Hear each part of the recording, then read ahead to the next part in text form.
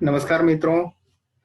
पिछले लेक्चर में हमने अष्टांग हृदय संहिता सूत्र स्थान का छठा अध्याय अन्न स्वरूप विज्ञानी अध्याय उसके बारे में एक विस्तार से लेक्चर देखा था और उसमें विशेषतः शुक धान्य वर्ग की हमने विस्तार से चर्चा की थी।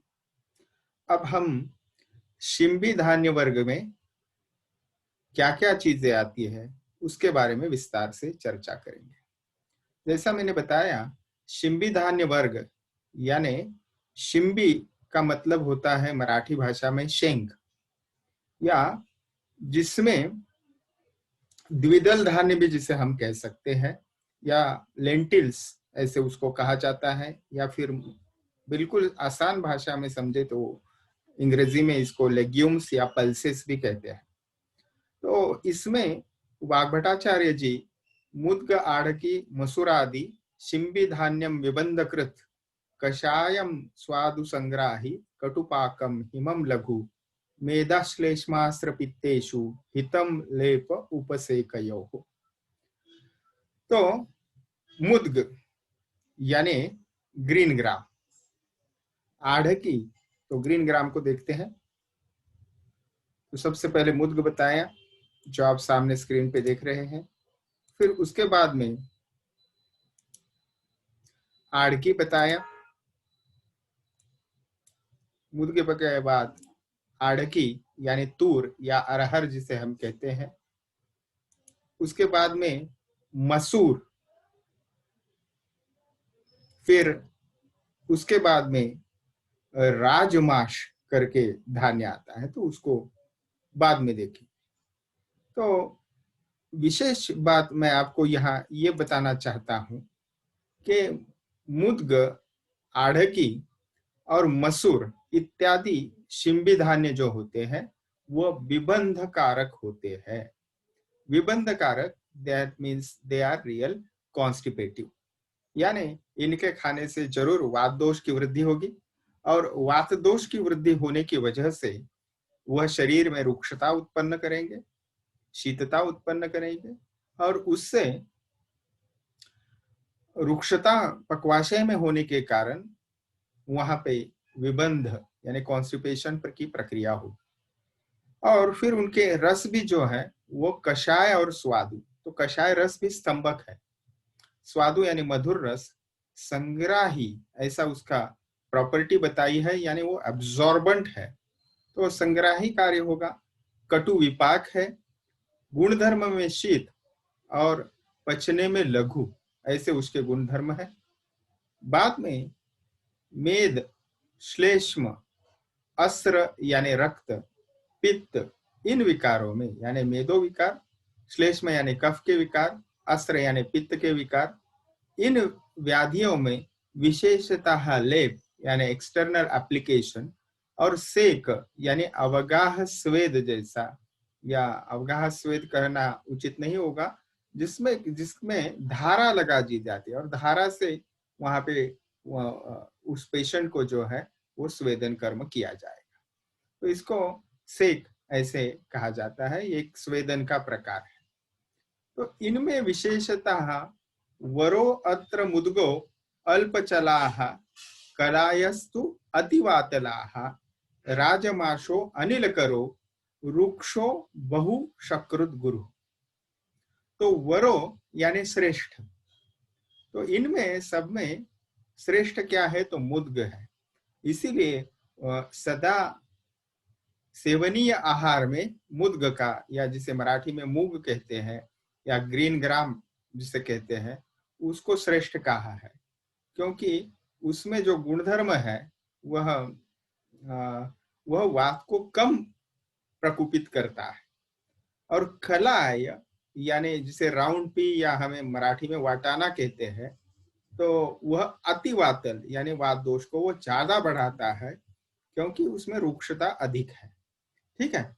और राजमाशो अनिल करो, तो राजमाश जो है वह विशेषतः यहाँ पे अंग्रेजी में ट्रांसलेशन बिग ग्राम दिया है, लेकिन बिग ब्लैक ग्राम, लेकिन उसको अगर हम गुणधर्म में उसके अगर देखे तो गुणधर्म में विशेषता उसके गुणधर्म बताए हैं कि अति अनिल करो, रुक्षो और बहुशकृत गुरु। बहुशकृत यानी वो मल प्रवृत्ति या पुरुष को बढ़ाने वाला है। तो ये गुणधर्म हमें दिखता है, जिसे हम चौली कहते हैं मराठी में।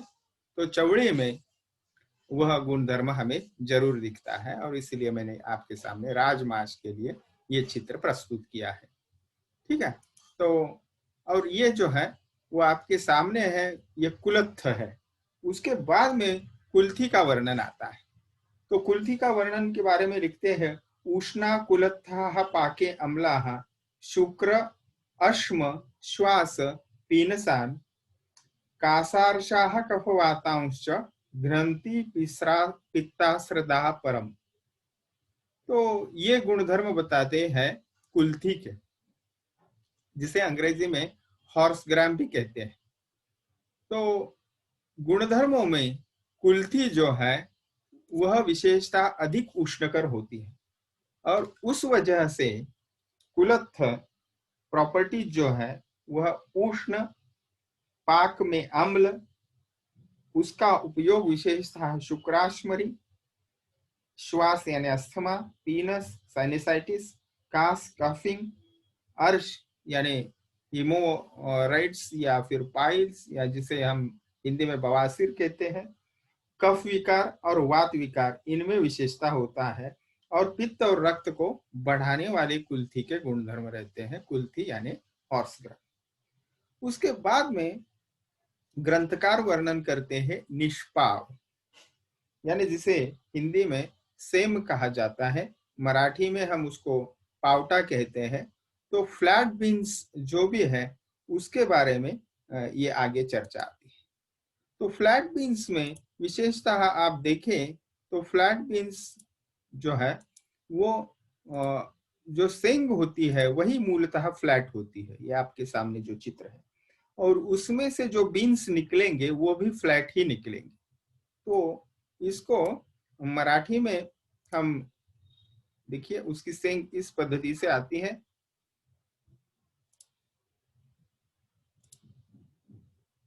तो इसको पावटा कहते हैं मराठी में। ठीक है। और फिर उसके बीच भी मैं आपको दिखाने का प्रयास करूंगा।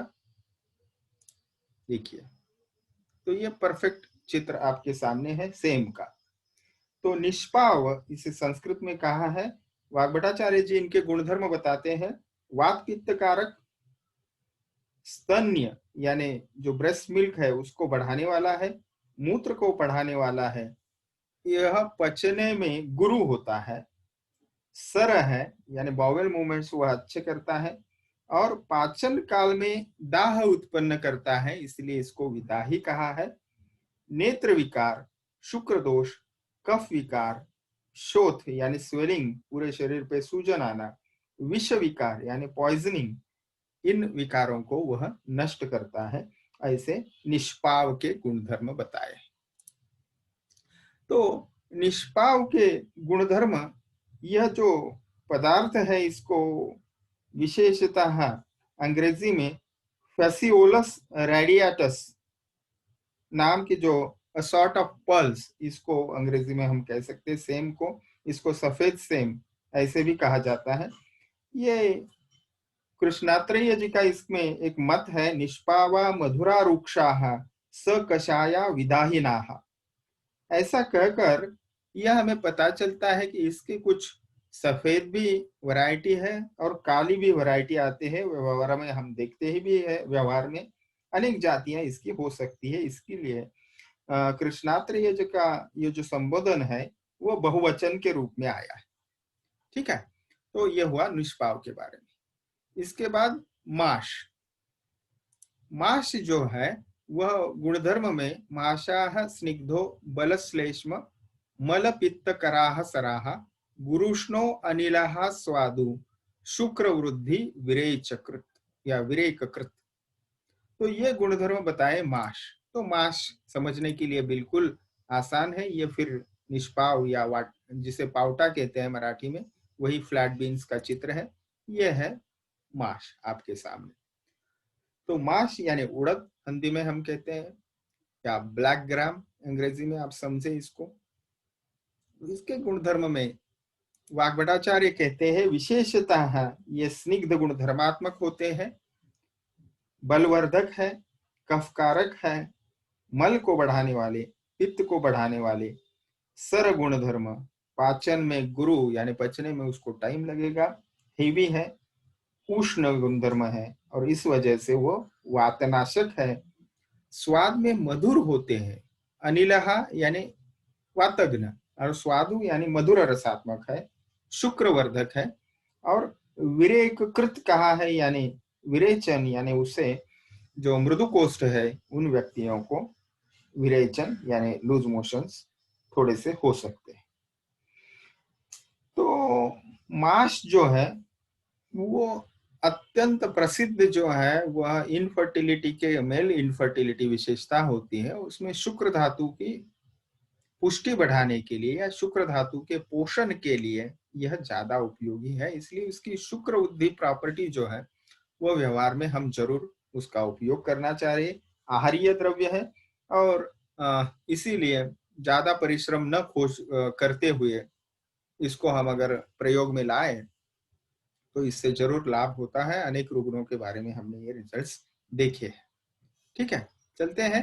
अभी इसके बाद जो द्रव्य आता है वो फलानी माशवत विद्यात काकांडो काकांडोलात्मक गुप्तयो हो।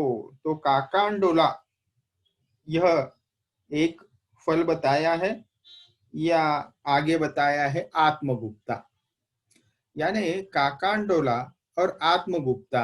आत्मगुप्ता क्या है? केवांच जिसे हम कहते हैं संस्कृत में, या भाव प्रकाश निघंटु में उसका वर्णन आया है कवच बीज। तो इसको म्यूसुना प्रुररिस ये उसका लैटिन नेम है और इसके गुणधर्म जो है वह बिल्कुल समान होते हैं उड़द के, ऐसे बता के छोड़ दिया। तो ये आपके सामने अभी आत्मगुप्ता या केवाच के बीज है और वो उसके सेंग के साथ है। तो सेंग बाहर से ऐसे दिखती है और बीच में काले या ऐश कलर के ऐसे बीज होते हैं जो आपके सामने अभी प्रस्तुत है। ठीक है, तो ये हो गए केवाच के बीज या इसे आत्मगुप्ता भी कहते हैं।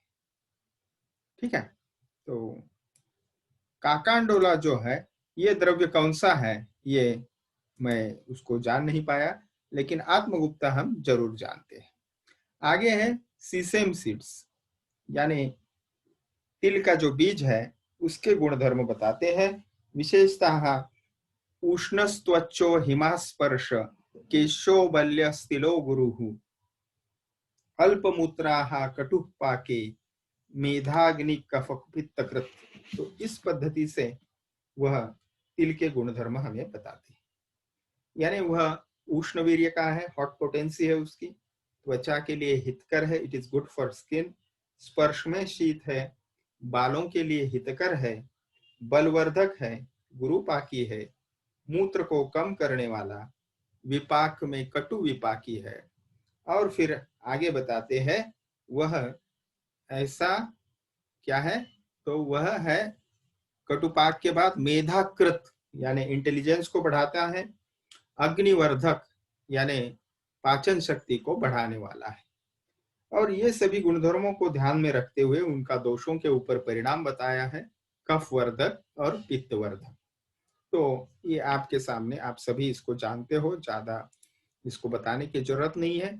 ये तिल का पौधा है, ये उसकी ऐसे ग्रीन होने के बाद, इस पुष्प निकलने के बाद फिर फलियां आती है और फलियां फिर पक्व हो जाने के बाद इस प्रकार से ऐश कलर की या ब्लैक कलर की हो जाती है और इनमें, इनके बीच में सीसेम सीड्स इस प्रकार से मौजूद होते हैं।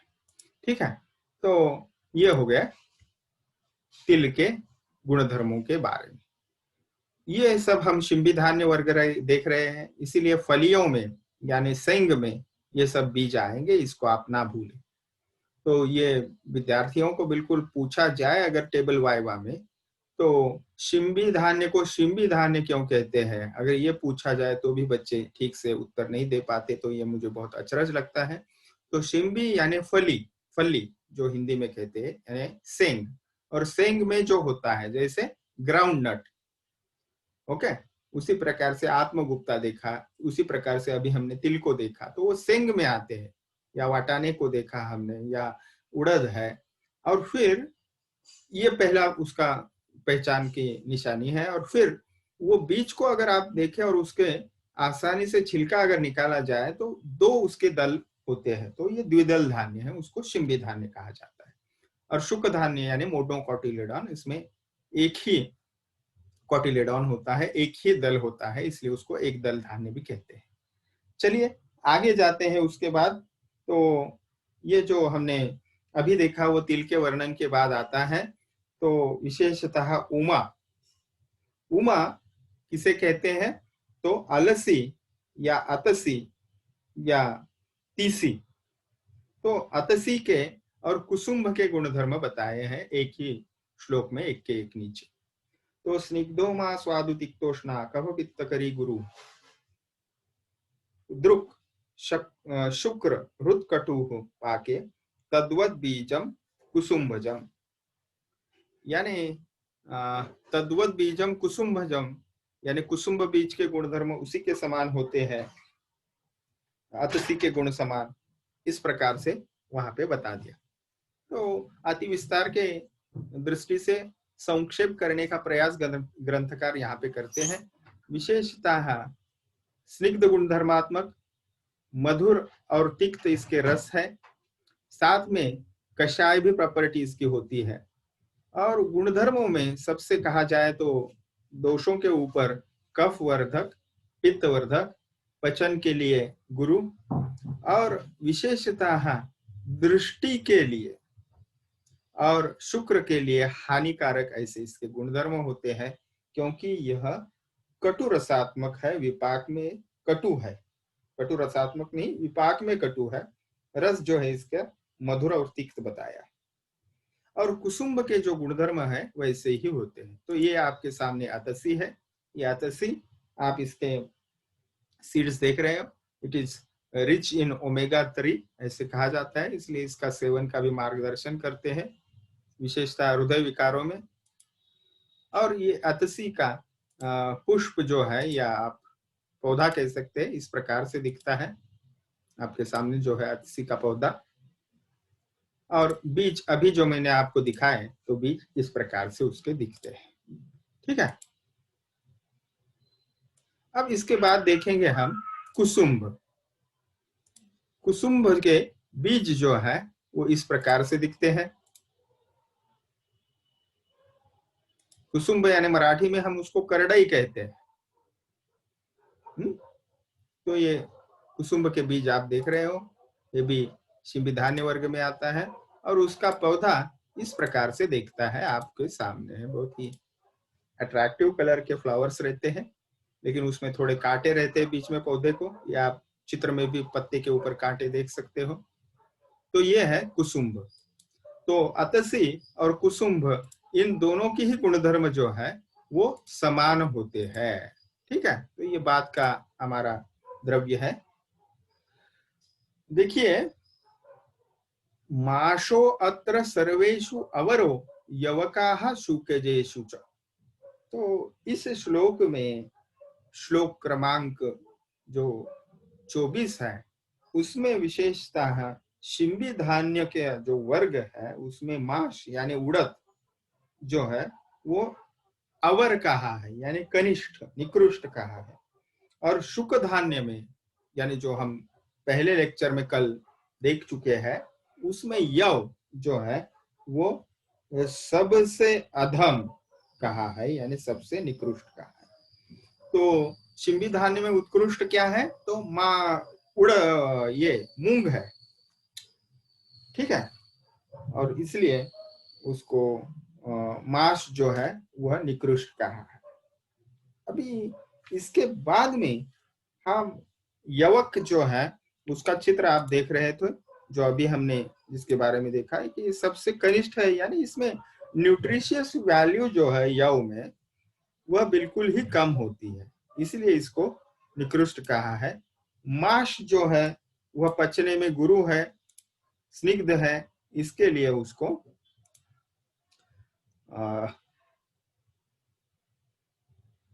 सभी शिंबी धान्य वर्गों में कनिष्ठ का है।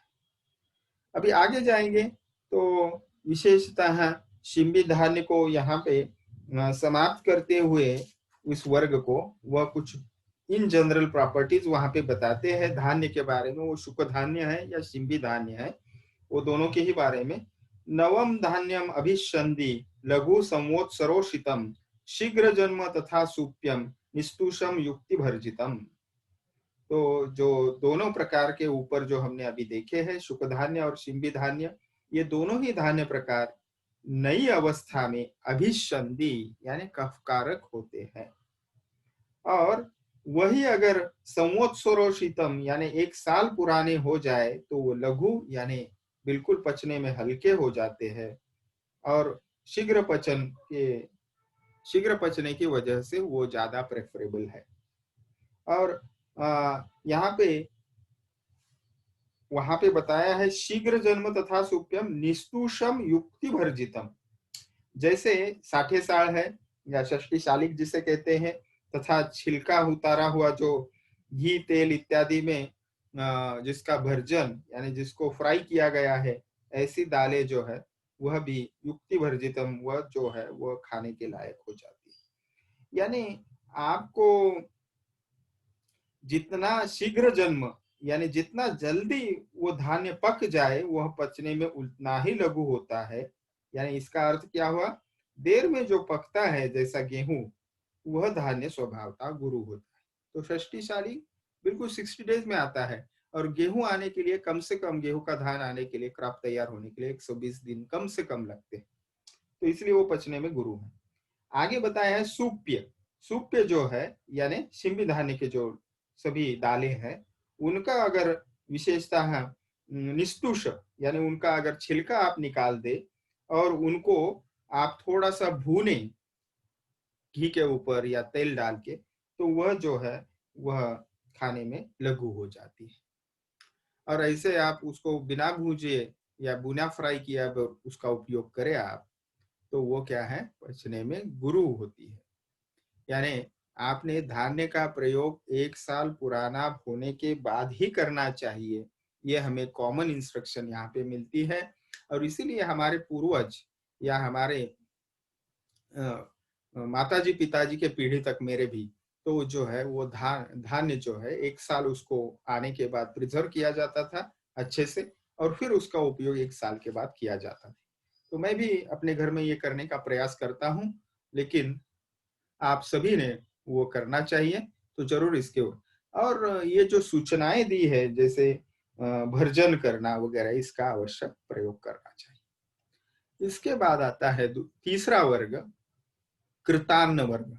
तो हम अन्न स्वरूप विज्ञानी अध्याय देख रहे हैं, और उसमें कृतान्न वर्ग यानी जो पदार्थ हमने शिंबी धान्य में देखे या शुक धान्य में देखे, या इनको फिर प्रोसेस उनका जो है करने के बाद, फूड आर्टिकल बनाने के बाद उसके गुणधर्म क्या होते हैं, ऐसी कुछ रेसिपीज विशेष यहाँ पे जो हमारे स्वास्थ्य रक्षण के लिए या फिर संसर्जन क्रम में यानी पंचकर्म कराने के बाद जो आहार विधि बताया, जिसे उसको संसर्जन क्रम कहा जाता है, उसका उपयोग यहाँ पे हमें व्यवहार में भी है। तो इसलिए कृतान वर्ग को हम देखेंगे। तो मंडपेया विलेपी नाम ओदनस्य च लाघवम यथा पूर्वम शिवस्तत्रो मंडो वातानुलोमनाः त्रिग्लानि दोषशेषज्ञाः पाचनो धातु साम्यकृत स्रोतो मार्दव कृत स्वेदी संदुक्षयति च अनलम। तो पकाए गए जो पदार्थ है या अन्न है, उसके गुणधर्म यहाँ बता रहे हैं, और वह मंड, पेया, विलेपी और ओदन, इन 4 प्रकार के फूड प्रिपरेशंस का यहाँ पे वह विस्तार से वर्णन करते हैं।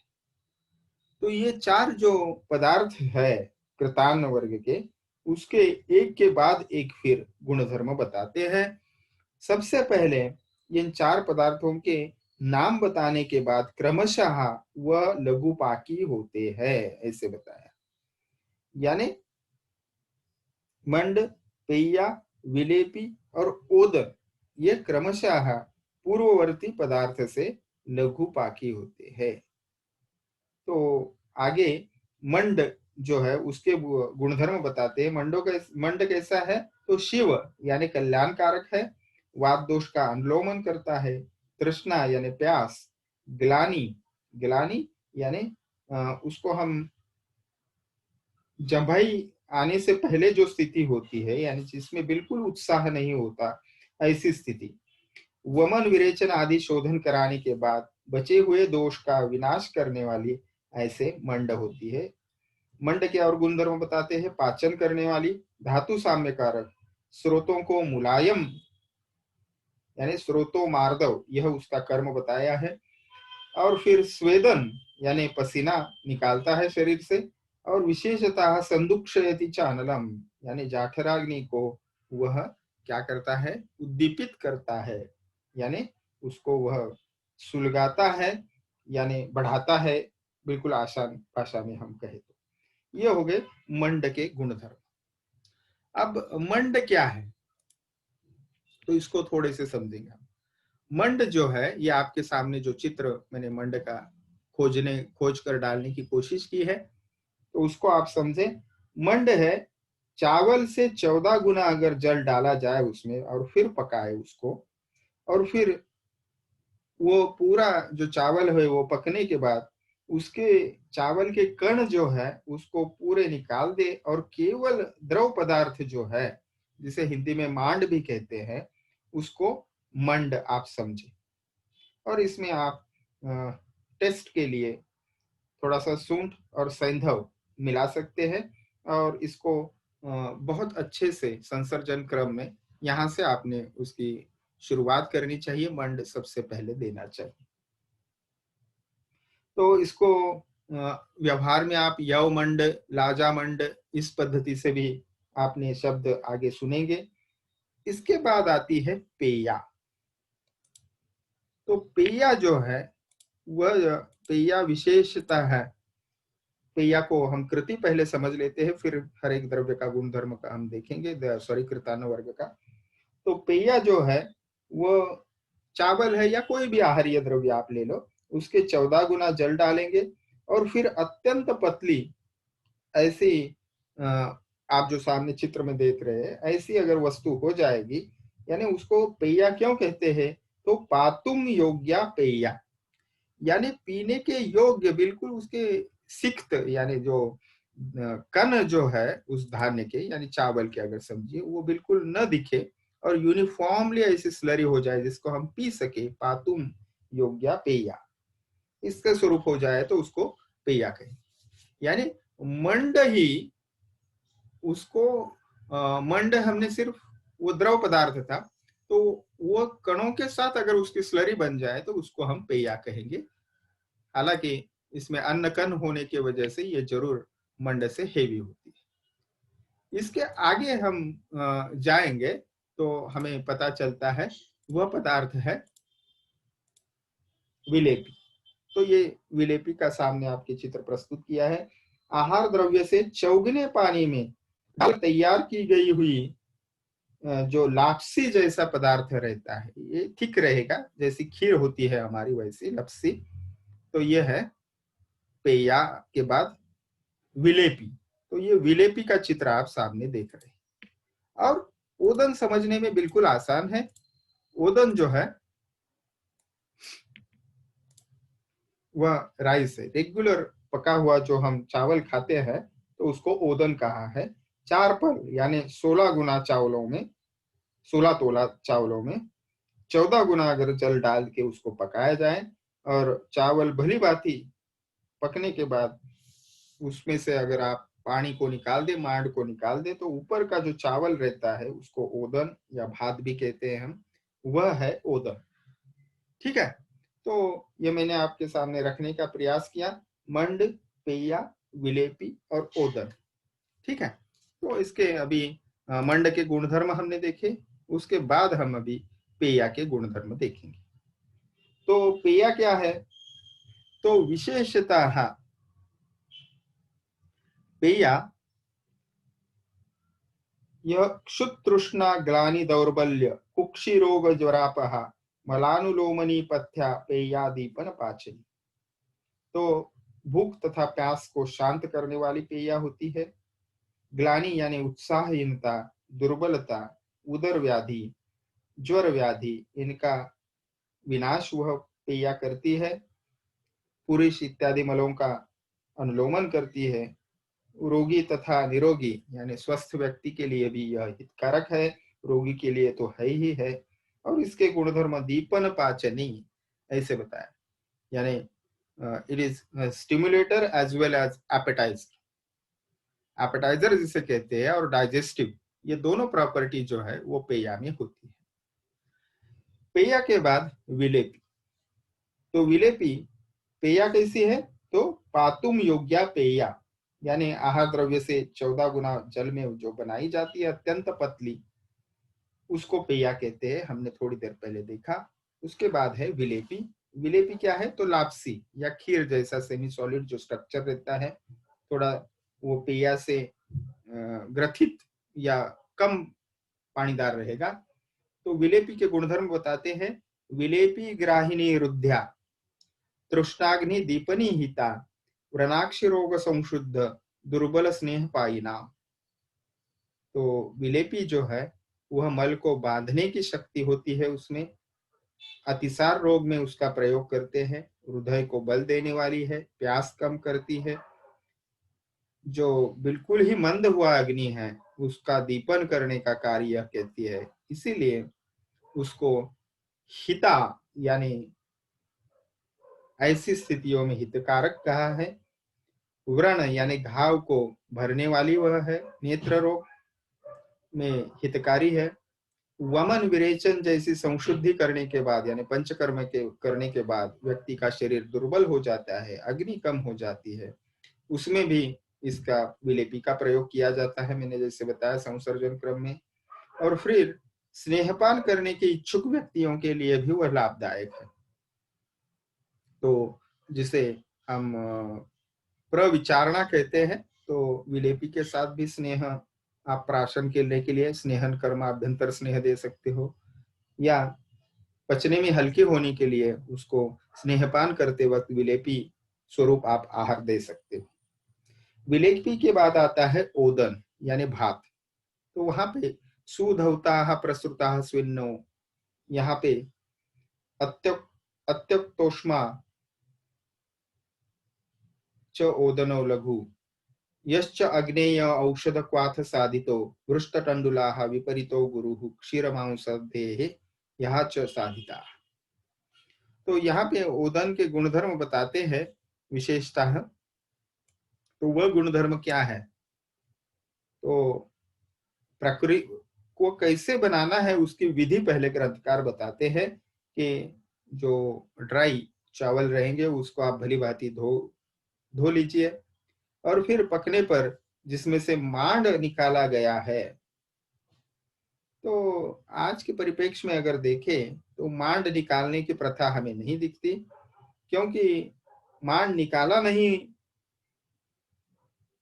तो उसका स्वाद बना रहेगा, और मांड अगर निकालते हैं तो उसका स्वाद जो है उसका चला जाता है। इसलिए लेकिन ग्रंथ में जो बताया है वह पद्धति जो है वह स्विन्न अत्यक्त उष्मा और प्रसृता, इस पद्धति से बताया।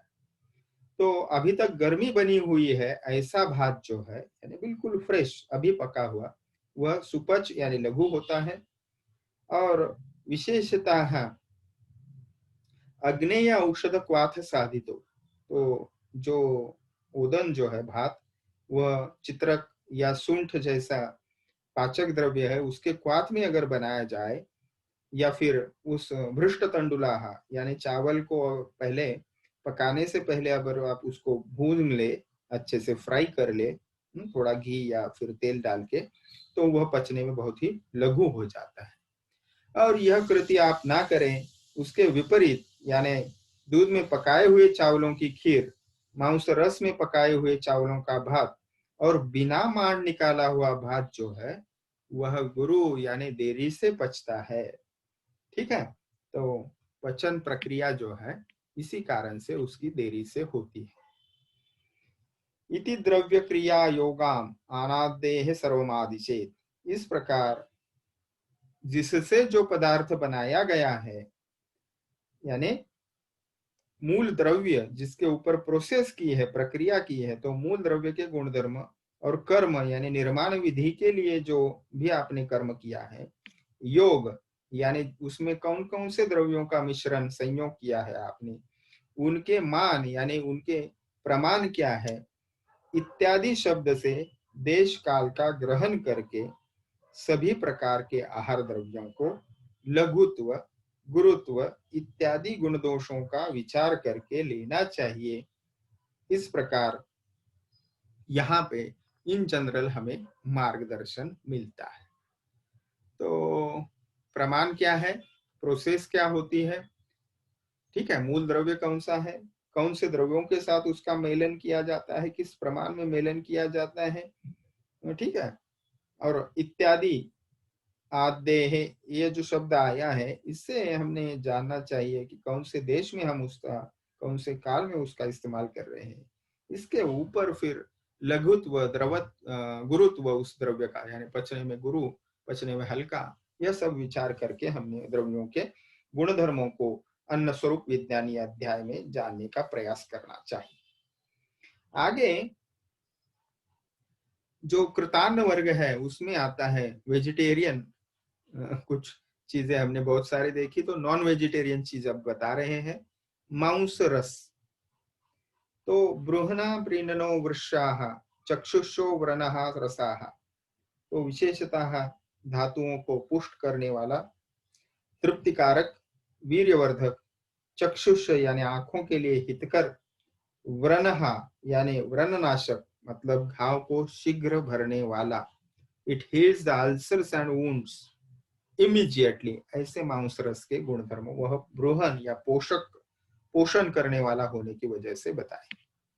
तो हम चित्र भी देख लेते हैं, वैसे मांस रस का चित्र दिखाने की जरूरत नहीं है, बहुत सारे लोग जानते हैं। तो जो भी है, चिकन है या मीट है, उसको बहुत सारे पानी में डाल के पकाया जाए और फिर केवल उसका अगर रस, यहाँ पे आप इस चित्र में मांस के टुकड़े भी देख रहे हैं लेकिन वो नहीं होने चाहिए, तो उसको आप मांस रस समझे, जिसे मीट सूप भी अंग्रेजी में हम कहते हैं, ठीक है। तो ये मांस रस के गुणधर्म अभी हमने देखे। चलिए, उसके बाद है मुद्गयूष, तो मूक का जो यूष है, तो मौद्गस्तु पथ्याः संशुद्ध व्रण कंठ अक्षिरोगिणाम, तो विशेषतः यूष जो है यह संसर्जन क्रम में वमन विरेचन के बाद में इसको प्रिस्क्राइब किया गया है। व्रण यानी घाव या अल्सर, कंठ तथा नेत्र विकारों में ये विशेषतः हितकर है, ऐसे उसके मुद्गयूष के गुणधर्म बता रहे। तो ग्रीन ग्राम सूप, ये तो आपने बहुत बार खुद चखा भी होगा, ठीक है। तो ज्वर व्याधि में विशेषतः जब व्यक्ति को दुर्बलता उत्पन्न न हो या अग्नि पे बल भी कम हो जाता है, तो ऐसे वक्त रुग्ण का बल बचाए रखने के लिए हम थोड़ा सा उसको मुद्गयूष देते हैं। तो ये आपके सामने मुद्गयूष का चित्र है। इसके बाद आता है वह है हॉर्स ग्राम सूप। तो हॉर्स ग्राम सूप क्या है, तो यानी कुल्थी का यूष, कुलत्थ या मराठी में जिसे कुलित कहते हैं, हॉर्स ग्राम अंग्रेजी में कहते हैं, उसके गुणधर्म वातानुलोमी कौलत्थो गुल्मतूनी प्रतुनीजित, यानी कुल्थी के यूष के बारे में कहते हैं, वह वात दोष का अनुलोमन करने वाला होता है, और गुल्म व्याधि और तूनी प्रतूनी नामक जो वात रोग है, तो इसका वह विनाशक है। तो तूनी प्रतूनी को हम इतना ही समझे कि ये pain in the groin region होता है, कभी कभी जेनाइटल ऑर्गन्स तक, बिल्कुल बाहरी पोर्शन तक ये पेन आता है और फिर अंदर चला जाता है। तो एक प्रकार करंट बहने जैसी ये पीड़ा होती है, इसको तूनी और प्रतूनी कहते हैं। तो अंदर की ओर वेदना जाना और बाहर की ओर वेदना आना, इस प्रकार से उसका फ्लो करंट जैसा बना हुआ रहता है, इसलिए उसको तूनी प्रनुति, तूनी और प्रतितूनी कहते हैं। तो इसमें कुलत्थ सूप जो है इसका बहुत अच्छा रोल या रिजल्ट्स होते हैं। इसके बाद में बताया है वह है तिल से बने हुए कुछ पदार्थों की, यहाँ पे जैसे तिलपिन्याक, यानी जिसे हम सिसेम केक भी कहते हैं। आपको चित्र पहले दिखा दो और फिर गुणधर्म देखते हैं। तो यह है तिलपिन्याक। मराठी में हम इसको ढेप कहते हैं, तिड़ाची ढेप, या फिर अंग्रेजी में सीसेम केक्स इसे हम कहेंगे। ठीक है, तो ये तिल पिन्याक है, इसको बाद में देखेंगे, ये बाद का द्रव्य है। ईटेबल्स प्रिपेयर्ड फ्रॉम तिला, दैट इज तिल पिन्याक। तो तिल की खल्ली हिंदी में कहते हैं। तो तिल की खल्ली जो है उससे बने हुए जो भी भोज्य पदार्थ है, या फिर उसको, और उसके बाद में बताएं ये ग्रुप है, ये जो अहितकर है, दोषों को बढ़ाने वाले कुछ यहाँ पे पदार्थ लिस्ट किए हैं 34 नंबर श्लोक में। जैसे मैंने अभी बताया आपको कि पिन्याक यानी तिल पिन्याक, तिल की खली। उसके बाद में यहाँ पे दो उदाहरण दिए लीफी वेजिटेबल्स के, चना और सरसों के पत्ते सुखाकर उसकी शाक बनाई जाती है। तो मैंने जैसे आपके सामने लिखा है, ये चना की पौधा है, ये जो है ये विशिष्ट सीजन में ही मिलता है, इसलिए कुछ कुछ लोग क्या कहते हैं, इन पौधों के जो पत्ते होते हैं उनको सुखाते हैं, या सरसों के पत्ते, और इस प्रकार से उसको सरसों के पत्ते वगैरह ये फिर बाद में उसका प्रयोग किया जाता है। आगे लिस्ट में पदार्थ है विरूढ़क।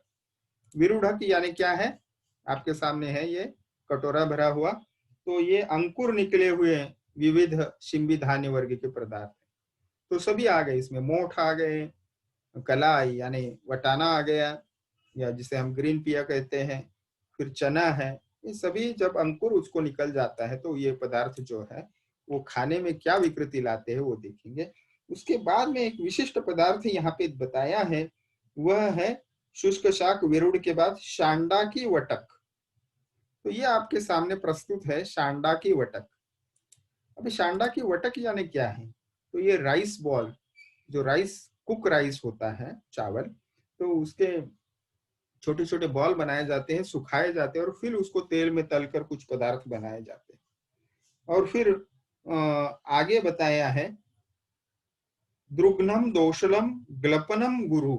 तो इनके जो गुणधर्म है, ये अभी जो लिस्ट में मैंने सभी पदार्थ आपको बताए, उनके गुणधर्म बताए हैं, ये बात का पदार्थ है, वह दोषों को यानी त्रिदोष बढ़ाते हैं, और दृष्टिघ्न है, दुर्घ्नम यानी आंखों की रोशनी या आंखों के विकार उत्पन्न करने वाले हैं, त्रिदोष कारक है।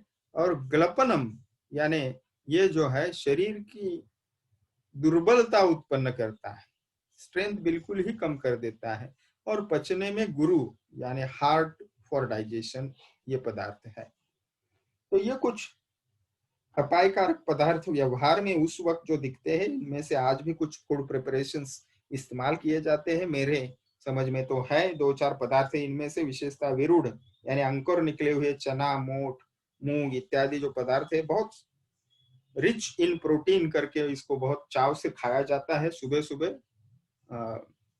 एक्सरसाइज के बाद आपको ठेले भी मिलते रहेंगे बड़े बड़े पार्क के बाहर। तो ये बिल्कुल ही हानिकारक है आयुर्वेद की दृष्टि से। वो विदाह उत्पन्न करने वाले हैं, वात पित्त कफ तीनों दोषों को बढ़ाने वाले हैं, और विशेषता पचने में गुरु है। इसके बाद में सबसे आप सभी ने चखा हुआ पदार्थ है, वो है रसाला। मराठी में इसको श्रीखंड कहते हैं। तो रसाला, श्रीखंड या शिखरन भी कहते हैं इसको। तो इसके गुणधर्म बताते हैं, रसाला बृहणी वर्षा स्निग्धा बल्या रुचिप्रदा। रसाला क्या है, तो वह रस रक्त धातु को बढ़ाने वाली है, यानी सप्त धातु वर्धक है, पोषण करने वाली है। वृषा यानी वीर्यवर्धक शुक्रवर्धक है। स्निग्ध यानी स्निग्ध स्नेहयुक्त गुणधर्म वाली है, बल बढ़ाने वाली है। और रुचिप्रदा यानी टेस्ट, रुचि उत्पन्न करने वाली। उसके बाद में गुणधर्म है, तो ये रसाला का चित्र आपके सामने है, रसाला यानी श्रीखंड। उसके बाद में पदार्थ आता है पानक। तो पानक को देखेंगे इसके बाद। तो पानक क्या है, तो पानक है, इसको एक फ्रूट जूस भी आप कह सकते हो, और वो फलों से बना हुआ जूस होता है। और पानक के गुणधर्म बताया है, क्षम श्रुतु क्लमहरम पानकम प्रेरणम गुरु विष्टंभी मूत्रलम रुध्यम यथा द्रव्य गुणम च तत्। यानी शारीरिक थकावट, भूख प्यास, मानसिक सुस्ती इनको हटाने वाला है। ठीक है, तृप्तिकारक यानी आपको सेटिस्फाई हो जाते हैं, बिल्कुल तृप्त हो जाते हैं पीने के बाद। पचने में गुरु होता है, विष्टंभकारक यानी मलावरोधक होता है, मूत्र निकालने वाला है, रुचिकर बताया है इसको, रुद्यम यानी हृदय को प्रिय लगता है, यानी उसका स्वाद अच्छा होता है। विशेष करके यथा द्रव्य गुणम च तत्, समझो वाटरमेलन जूस है या फिर पपैया का जूस है, तो उस पद्धति से उसके गुणधर्म उसमें रहेंगे। ठीक है। इसके बाद द्रव्य आता है लाजा, आपके सामने है। तो लाजा क्या है? तो इसको हम ड्राई पैडी या ड्राई पफ पैडी भी कह सकते हैं। तो इसको देखेंगे हम, इसके गुणधर्म लाजा के बताए हैं। फ्राइड पैडी, लाजा तृप्छर्दि अतिसार, मेह मेध कफच्छिदाः, कास पित्त उपशमना दीपना लघो हिमा। तो ये लावा या खील जिसे कहते हैं, वह तृष्णा यानी प्यास कम करने वाली है। वमन, अतिसार, प्रमेह, स्थौल्य यानी मेदो वृद्धि, ओबेसिटी, वजन ज्यादा है, कफ दोष, इनका विनाश करने वाले होता है। कास को कम करने वाली है, पित्त विकार को शांत करने वाली है, जाठराग्नि को प्रदीप्त करने वाली लाजा होती है। लघु पाकी यानी पचने में बिल्कुल हल्की, शीत स्पर्श वाली और उसके बाद में शीत वीर्य वाली होती है। तो विशेषतः धानों को भाड़ में भूंजकर जो फूल जैसा खिल जाता है, उन सभी को लावा कहते हैं। मराठी में हम उसको लाही कहते हैं। और ये जैसे लावा शब्द जो है, वह विविध धान्य की जो फूल बनाए जाते हैं, लाहा बनाया जाता है, वो गेहूं के होते हैं, वो ज्वार के हो सकते हैं, वो कॉर्न के होते हैं। तो इनके सभी के गुणधर्म इस पद्धति से वह विशेषतः रुक्ष उसके गुणधर्म होते हैं। इसीलिए वमन, अतिसार जैसे व्याधियों में भी वो उपयुक्त है और उसके बहुत अच्छे रिजल्ट्स भी आते हैं। वो पोषण जो है वो बहुत अच्छे से करती है। ठीक है। तो आगे जाते हैं, पृथुका देखते हैं। पृथुका क्या है? जिसे पोहा कहा जाता है। तो ये हुआ लाजा, यानी ये लक्ष्मी पूजन के वक्त ही इस्तेमाल की जाती है बहुत सारी लाया। ठीक है।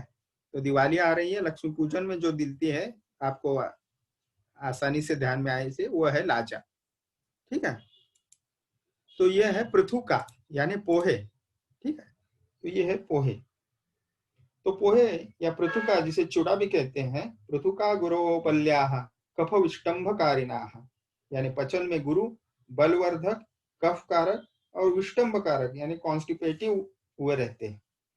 तो अरुण दत्त जी जो टीकाकार है अष्टांग हृदय संहिता के ऊपर, वो बताते हैं कि हरे धानों को भूंज कर, मुसल से कूट कर चिपटे जो बनाए जाते हैं उसे पृथुक कहते हैं। और हेमाद्रि ढल्लन इसी प्रकार से उसको बताते हैं। लेकिन आजकल सूखे दानों को भिगाकर उसको भून कर फिर कूट कर उसका जो है वो पोहा बनाया जाता है। ठीक है। तो आचार्यों द्वारा ये जो पद्धति बनाई है, या यानी उसको पहले धानों को भूंज कर फिर मूसल से कूट कर चिपटे बनाया जाए, ये जो है वह पोहा जो है वह शुद्ध और उत्तम होता है। लेकिन आज जो पद्धति से बनाया जाता है वो बहुत ही पचने में गुरु होता है और वो विधाही भी होता है, विष्टंभ कारक भी होता है। ठीक है। तो चलते हैं आगे के पदार्थ की ओर। हम विशेषतः कृतान वर्ग देख रहे हैं और उसमें आगे फिर आता है वह है धान, यानी फ्राइड बार्ली या फ्राइड अदर ग्रेन्स। तो भुने हुए जौ या चावल के गुणधर्म बताते हैं। धाना विष्टंभनी रुक्षा तर्पणी लेखनी गुरु, यह विष्टंभ कारक है। रुक्ष यानी बिल्कुल ही स्नेह इसमें नहीं रहता, तृप्ति कारक है, लेखन करने वाले और पचन में गुरु, ऐसे उसके गुणधर्म होते हैं जो आपके सामने एक चित्र रखने का प्रयास किया है। ये बार्ली है और बार्ली को, धान को, उसको भुने हुए और फिर उसका चावल फ्राइड किया हुआ आपके सामने। ठीक है। तो इसके बाद का पदार्थ देखते हैं। इसके बाद में है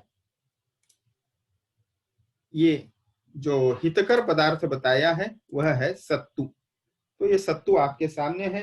सत्तुओं का वर्णन यहाँ पे ग्रंथकार करते हैं। सक्तवो लघवा क्षुत्रुट श्रम नेत्र आमय व्रणान इत्यादि, यानी जो सभी प्रकार के विभिन्न रेसिपीज मिलती है हमें हमारे भारत में सत्तू की, वह लघु होते हैं। भूख, प्यास, थकावट, नेत्र रोग, व्रण, इनको नष्ट करने वाले सत्तू होते हैं। और फिर इनके पीने से तत्काल तृप्ति होती है। बल यानी शक्ति वो बढ़ाते हैं। और विशेषतः सत्तू खाने के बीच बीच में पानी नहीं पीना चाहिए, यह एक नियम वाग्भटाचार्य बताते हैं। दिन में आप 2 बार सत्तू का सेवन नहीं करें, इसे रात को नहीं खाएं। बिना नमक या गुड़ मिलाए सत्तू को नहीं खाना चाहिए, यानी उसको प्लेन ना खाएं। भोजन कर लेने के बाद भी सत्तू का सेवन नहीं करना चाहिए। इसको आटा की भांति सान कर दांतों से काट काट कर चबा चबा कर इनका सेवन नहीं करना चाहिए। अधिक मात्रा में भी सत्तू को नहीं खाना चाहिए। इस प्रकार के सत्तू के नियम बताए। अभी सत्तू है क्या? प्रायः है जौ, चना, मसूर, बेर इत्यादि को पहले फ्राई किया जाता है, फिर पीस लिया जाता है और आटा जैसा इसको ये मिश्रण को बनाया जाता है, उसे सत्तू कहते हैं। तो ये विशेषतः पूर्वी उत्तर प्रदेश जो है उसमें अधिक प्रचलित है और इसको हम सत्तू को एक विशिष्ट इंस्टेंट रेसिपी इसके जैसा हमारी भारत की जानना चाहिए और सर्वधातु पोषक भी ये होती है। इसके बाद पदार्थ जो आता है फिर एक बार सत्तू के बाद आता है, वह है पीन्याक। तो पीन्याक जो है यानी वह है क्या है? तो खल्ली। तो पीन्याक विशेषता तिल है या सरसों है, उसकी खली के गुणधर्म बताते हैं। वह ग्लानि कारक, रुक्षता कारक, विष्टंभ यानी मल को रोकने वाली, दृष्टि को दूषित करने वाली, ऐसे स्वतंत्र फिर पीन्याक का गुणधर्म बताते हैं। और इसीलिए इसको निषिद्ध आहार में हमने थोड़ी देर पहले देखा। इसके बाद है वेसवार। तो वेसवार क्या है? ये नॉन वेजिटेरियन पदार्थ है। तो ये हम कृतान वर्ग में देख रहे हैं। गुरु होता है स्निग्ध, बलवर्धक और शरीर को मोटा या स्थूल उपचय करने वाला वह होता है। वेसवार जो है वह क्या है? तो मांसम निरस्थि सुस्विन्नम पुनः दृषदि पेशितम पिप्पली शुंठ मरीच गुड़ सर्पी समन्वितम ऐकध्यम विपचेत सम्यक वेशवार इति स्मृता। शुद्ध शास्त्र नामक ग्रंथ है, उसमें मांसाहारी पदार्थों के बीच इसको समझना चाहिए। और विशेषतः मांस को कूट कर पकाकर जो उसमें कुछ ऊपर से और द्रव्य उसमें डालकर इसको बनाया जाता है। विशेषतः जैसे मरीच है या फिर पेपर है, जिसे हम कहते हैं सूंठ है, इसको डाल के फिर उसको टेस्ट उसको दी जाती है। इसके बाद में जो पदार्थ आते हैं मुद्गादि जास्तु गुरवो यथा द्रव्य गुणानुगाह, यानी मुदक इत्यादि यानी मूंग इत्यादि। तो ये नॉन वेजिटेरियन वेशवार के बाद वेजिटेरियन वेशवार को यहाँ पे बताते हैं। विशेषतः मूंग, उड़द इत्यादि वेशवार भी जो है वो गुरु होती है। घटकों द्वारा वे बनाए जाते हैं, यानी जिन घटकों द्वारा उसकी रेसिपी बनती है उसी के वेशवार में गुणधर्म आते हैं, यानी उसमें जो इंग्रेडिएंट्स रहेंगे उसके ही गुणधर्म उसमें आते हैं। आगे है उसके बाद में यहाँ पे बताते हैं ये अपूप का वर्णन है, या कुकुल करपर भ्राष्ट कंद इत्यादि। तो ये अपूप का वर्णन आपके सामने प्रस्तुत है। तो कुकुल यानी भूसा की आग, करपर यानी खरपर यानी फूटे हुए घड़े का टुकड़ा, उसको गर्म करके, या फिर भ्राष्ट यानी जो अंगार कोठिका होती है वो भाड़ के पास, जिसे भाड़ भी कहते हैं, कंदुक यानी गोल आकार वाली कढ़ाई, तथा जलते हुए कोयलों के अंगार पे पकाए गए गेहूं आदि की एक जाति के आटा के अपूप जो है वह हल्के होते हैं पचने। तो अपूप का मैं आपको चित्र एक बार दिखा दूं। ये पिन्याक हमने देख लिया पहले ही। तो ये वेसवार का चित्र है, वो उतना सटीक नहीं है, मांस के टुकड़े हैं, लेकिन इसको बहुत अच्छे से कूटे जाते हैं और फिर उससे वेसवार बनती है।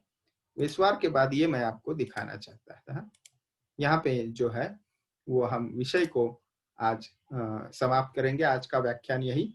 तो इससे विशेषतः जो हम तंदूर रोटी कहते हैं उसमें जैसे भट्टी रहती है, उसको अच्छे से उसमें ऊपर उसको पकाया जाए तो वह अपूप जो होते हैं वह बिल्कुल ही पचने में बहुत हल्के होते हैं। ठीक है। तो जिस पदार्थ के अपूप हम बनाएंगे उसके गुणधर्म उसमें आ जाए। ठीक है, आज का व्याख्यान जो है यही हम समाप्त करते हैं। आपको प्रश्न जो आए हैं उसको अभी उसके ऊपर थोड़ा सा प्रकाश डालने की कोशिश करेंगे। धन्यवाद। व्याख्यान में जुड़े रहिए आगे भी।